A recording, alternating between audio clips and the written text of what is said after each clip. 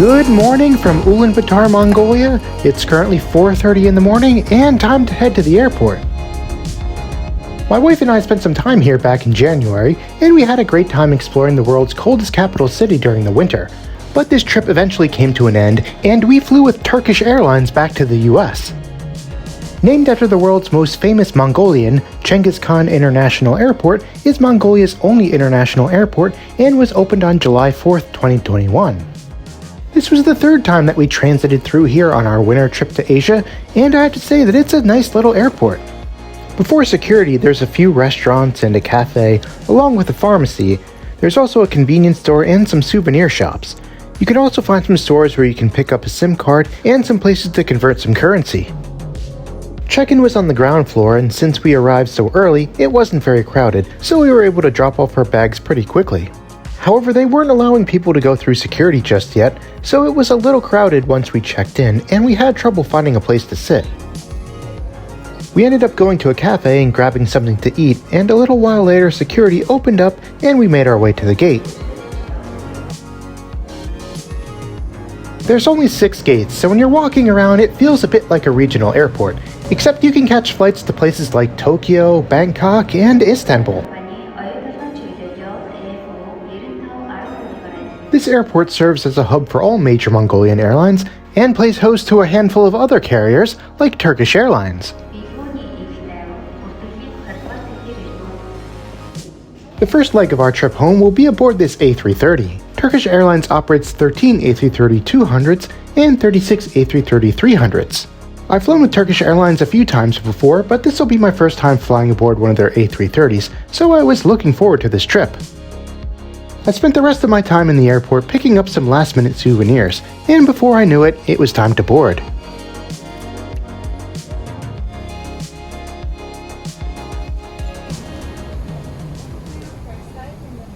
This A330-300 has 28 business class seats in a 222 layout. We tried to upgrade at the gate, but unfortunately it was a bit too expensive. The economy cabin has 261 seats in a 242 layout, and my wife and I booked 22A and B, which are 22 seats. Having a lie flat seat in business class would have been nice, but these economy seats were pretty nice as well. They reclined and had adjustable headrests, as well as a spacious storage pocket, a footrest, a tray table that folded down like this, and a universal outlet beneath the seat. The legroom was okay, and there was an IFE screen with a remote and a USB port. There was also a nice pillow, as well as a pair of headphones waiting for us when we sat down. On the downside, there were no individual air vents, and the overhead bins were a bit small. Fortunately, though, we were able to squeeze our bags in. This ended up being a fairly full flight, and the crew did a good job getting everyone seated and ready for departure. We would like to welcome you aboard Turkish Airlines flight to Istanbul Airport. We will be pleased to have you during transfer flight. We wish you a pleasant flight. We pushed back from the gate on time and headed out to the runway.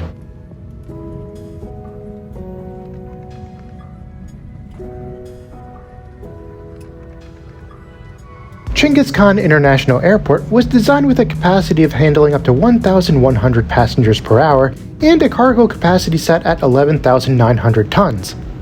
There's even been some talk recently about possibly building an expansion.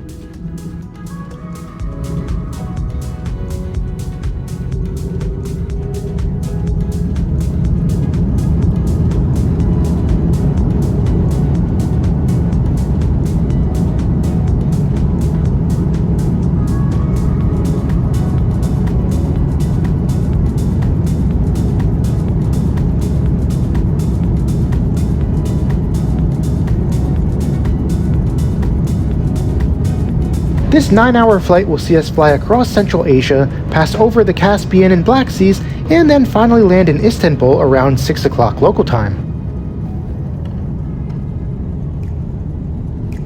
About 15 minutes after we reached cruising altitude, the crew handed out amenity kits and bottles of water. I was definitely surprised and thankful to get an amenity kit, and inside they gave us a pair of socks, an eye mask, and some earplugs. Once the fasten seatbelt sign was turned off, I decided to get a little bit more comfortable. The seat was definitely a lot cozier than I expected, and since the lavatory was behind me, I could recline my seat all the way back without feeling guilty about disturbing other passengers. The crew came around and served the first meal about 45 minutes into the flight. There was only one regular option, but you could pre-order a special meal ahead of time if you had a dietary restriction. My wife took advantage of this and ordered a vegan meal, and she enjoyed it. I just went with one of the normal meals though, and to be completely honest, I'm not really sure what it was, but I'm sure someone will enlighten me in the comments. It was served with a little side salad, some yogurt, a loaf of bread, and a cup of water. But I also ordered some orange juice. And I love the fact that we were given metal cutlery. The catering on board Turkish Airlines is definitely a high point, and I really enjoyed this meal. The crew offered everyone tea or coffee, and we ended up flying into some turbulence just as everything was being cleared away. We made it through the turbulence pretty quickly though, and the cabin lights were turned off, and we were asked to close our shades. It was about this time that I decided to go and check out one of the bathrooms in the economy cabin. Every bathroom that I visited during this flight was kept clean and had some nice amenities too.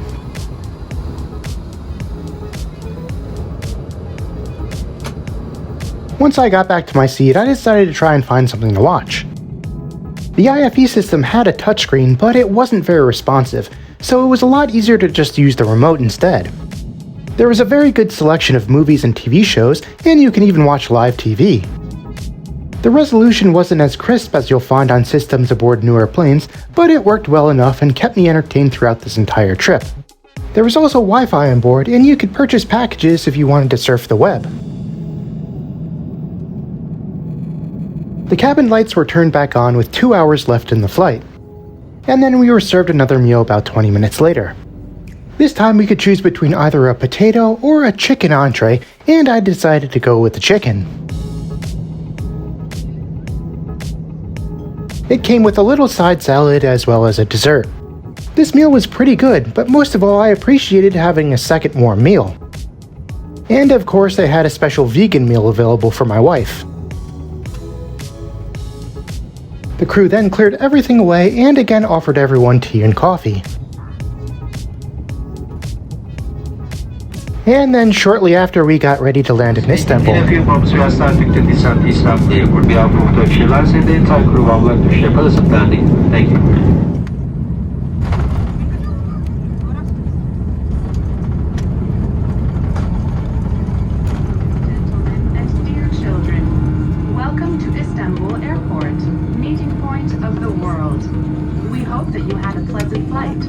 We chose to fly with Turkish Airlines because it was the most cost-effective way to get home, but we're glad we did because the first leg of this journey back to the US was really nice. I thought the economy cabin on this A330 was comfortable, the food was great, and the crew was nice and professional. I think the only downside was that the cabin got pretty warm during the flight. It really wasn't that bad though, and in fact I've already made plans to fly on this plane again in the coming months. For your safety, please remain seated with your seatbelt fastened until the seatbelt sign has been turned off. We paid a little over $700 to fly from Mongolia to New York, but you can book this flight from Ulaanbaatar to Istanbul for around $430. And that'll do it for this video. Thanks for watching, and I'll see you again soon.